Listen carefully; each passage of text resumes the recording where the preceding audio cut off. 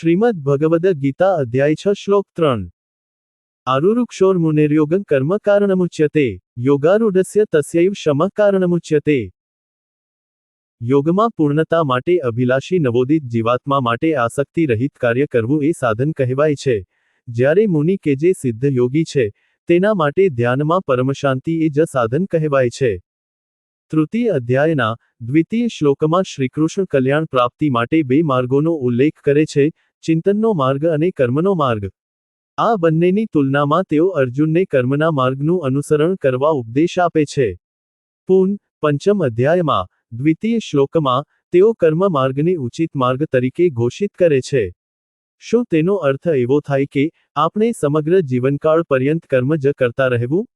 આ અપેક્ષિત પ્રશ્નના ઉત્તર રૂપે શ્રીકૃષ્ણ કર્મ માટેની મર્યાદા નિશ્ચિત કરે છે।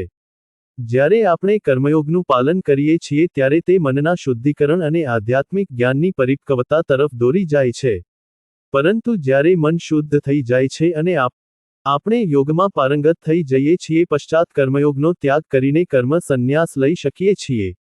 હવે સાંસારિક પ્રવૃત્તિઓનો કોઈ ઉદ્દેશ્ય રહેતો નથી અને હવે ધ્યાન સાધન બની જાય છે।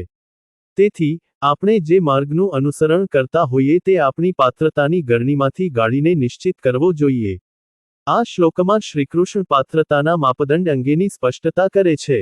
તેઓ કહે છે કે જે યોગ અભિલાષી છે તેમને માટે કર્મયોગ અધિક ઉચિત છે, અને જે યોગ સિદ્ધ પુરુષ છે તેમને માટે કર્મ સંન્યાસ ઉચિત છે। યોગ શબ્દ ધ્યેય અને ધ્યેય પ્રાપ્તિની પ્રક્રિયા બંનેનું સૂચન કરે છે।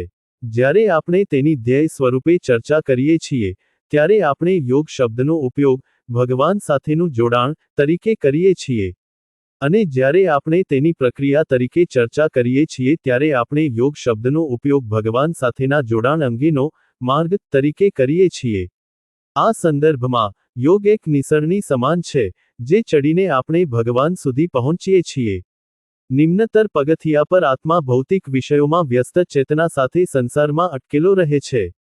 યોગરૂપી નિસરણી આત્માને તે સ્તરેથી જ્યાં ચેતના દિવ્યતામાં તલ્લીન હોય છે તે સ્તર સુધી લઈ જાય છે।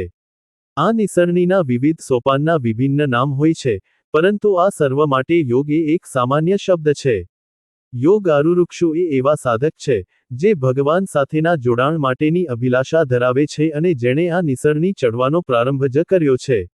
યોગ આરૂઢ એવા લોકો છે જેઓ આ નિસરણીમાં ઉન્નત થઈ ચૂક્યા છે।